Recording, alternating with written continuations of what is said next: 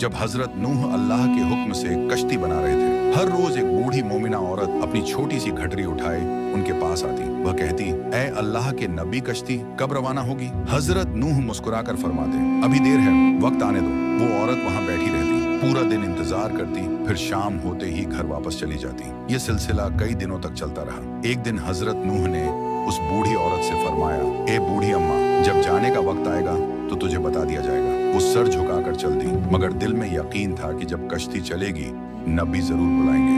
वक्त गुजरता गया, फिर अल्लाह का अजाब आ गया। जमीन पर तूफान बर्पा हो गया, पानी हर तरफ फैल गया और हजरत नूह की कश्ती रवाना हो गई। लेकिन हजरत नूह उस औरत को बुलाना भूल गए। जाहिरी तौर पर ऐसा ही हुआ। तूफान थम गया, समंदर की लहरें रुक गईं। कुछ वक्त बाद हजरत नूह के दिल में ख्याल आया कि चलो उस शहर को देखा जाए जहां से सब कुछ शुरू हुआ था। वो कश्ती से उतरे और शहर की तरफ चल दिए। जब शहर पहुंचे तो देखा हर तरफ वीरानी और तबाही है, मगर एक कोने में एक झोपड़ी से रोशनी आ रही थी, एक दिया जल रहा था। हजरत नूह हैरान हुए, इतना बड़ा तूफान आया, सब कुछ डूब गया, लेकिन ये दिया कैसे जल रहा है? उन्होंने जोर से अल्लाहू अकबर कहा। झोपड़ी का पर्दा उठा, वही बूढ़ी औरत घटरी उठाए बाहर आई और मासूमियत से बोली, या नबी अल्लाह, क्या कश्ती अब तैयार है? चलें? हजरत नूह की आंखें हैरत से फैल गईं। उन्होंने पूछा, ऐ बूढ़ी अम्मा, तुझे कुछ भी पता नहीं चला? औरत ने सादा दिली से जवाब दिया, क्या नहीं पता चला? या नबी अल्लाह? हजरत नूह बोले, इतना बड़ा तूफान आया, दुनिया डूब गई,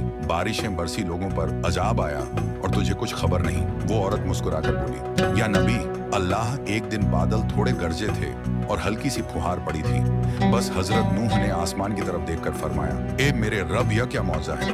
तब अल्लाह ताला ने उन पर वही नाजिल फरमाई, ए मेरे प्यारे नबी, इस औरत के दिल में तुम्हारी मोहब्बत थी और तुमने इससे वादा किया था कि जब कश्ती रवाना होगी तुम इसे ले चलोगे। तुम अपना वादा भूल गए, लेकिन मैं रब्बुल आलमीन तुम्हारे वादे का भी जिम्मेदार हूँ। मैंने अपने अजाब को इस तक पहुँचने ही नहीं दिया। इसे एहसास तक नहीं हुआ कि कैसा अजाब आया और कब चला गया। ये वक़िया इमाम सज्जाद से रिवायत के तौर पर मशहूर है, मगर कुरान या सही हदीस की किताबों में साबित नहीं। ये सिर्फ इबरत और मोहब्बत का सबक देने के लिए सूफियाना